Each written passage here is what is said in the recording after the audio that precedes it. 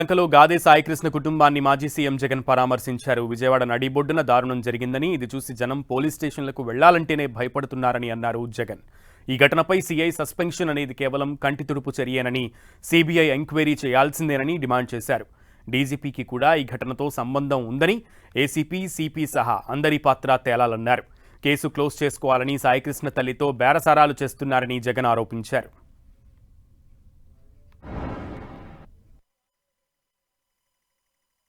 మీకు చెయ్యాలన్న కనీసం ఆలోచన వచ్చింది. ఇది బయటికి రాకపోయినంటే అది కూడా ఆలోచన కూడా వచ్చేది కాదు. ఒకవైపున ఇంత హేయమైన కార్యక్రమం జరిగింది అని అంటే ఆ సిఐని, ఆ బాధితుడైన ఏసీపీని, ఆ బాధ్యులైన కమిషనర్ను, వీళ్ళందరినీ డీజీపీ వరకు కూడా మర్డర్ కేసు ఛార్జ్ చేసి స్టేషన్లలో పెట్టాల్సింది పోయి కేవలం ఒక సిఐని టెంపరీగా సస్పెన్షన్. దాని అర్థమైంది, అందరూ పగడ్బందీగా కలిసికట్టుగా నేరం చేసి తూతూ మంత్రంగా కంటి తుడుపు చర్యగా కేవలం టెంపరీగా ఒక అధికారిని తప్పించినారు. తల్లి దగ్గరికి మిగతా వాళ్ళని పంపించి బేరం పెట్టించే కార్యక్రమం చేస్తా ఉన్నారు.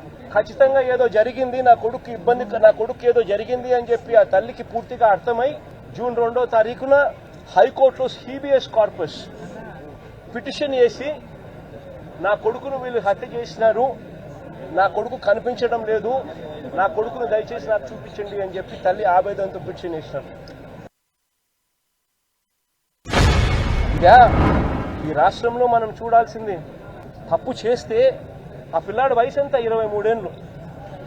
అంటే వీళ్ళంతా చిన్నపిల్లలే. ఏదో తెలుసో తెలియకో కొద్దో గొప్ప ఎవరైనా తప్పు చేసి ఉండొచ్చు.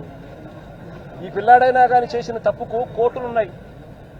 కోర్టు ఈ పిల్లాడికి కోర్టు ఈ పిల్లాడిని ప్రొడ్యూస్ చేయమని చెప్పి సమన్ చేసింది.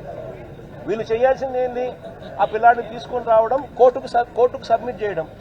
అది పోలీసులు చేయాల్సింది. ఏమి శిక్ష వేయాలి, ఆ పిల్లాడు చేసిన తప్పేంది, ఆ తప్పులో నిజం ఉందా లేదా అన్నది ఆర్గ్యుమెంట్ జరుగుతాయి, నిర్ధారణ చేస్తారు. ఆ తర్వాత జడ్జు తనకు ఏ శిక్ష కరెక్ట్ అని చెప్పి అనిపిస్తే ఆ శిక్ష కోర్టు వేస్తుంది. హోమ్ మినిస్టర్ పై స్థాయి నుంచి ముఖ్యమంత్రి కూడా అందరూ కూడా లథార్జిక్ యాటిట్యూడ్తో అందరూ కవరప్ చేయాలి అని తాపత్రయమే కనిపిస్తూ ఉంది. కాబట్టి అందరూ దీంతో క్రైమ్లో ఇన్వాల్వ్ అయి ఉన్న పరిస్థితుల్లో సిబిఐ పిక్చర్లోకి వచ్చి దోషులను ఎవరెవరికి ఇది తెలిసి జరుగుతూ ఉన్నది, తెలిసి ఏ రకంగా వీళ్ళు ప్రొటెక్ట్ చేస్తూ ఉన్నారు, ఇది ఒక రొటీన్ పద్ధతిలో ఈ మాదిరిగా లాకప్ డెత్తులు ఎందుకు జరుగుతూ ఉన్నాయి, దీన్ని కట్టడి చేయాలని అంటే ఖచ్చితంగా సిబిఐ రావాలి, వచ్చి దీనికి ఫుల్ స్టాప్ పెట్టాలి అని చెప్పి ఖచ్చితంగా డిమాండ్ చేస్తా ఉన్నాం.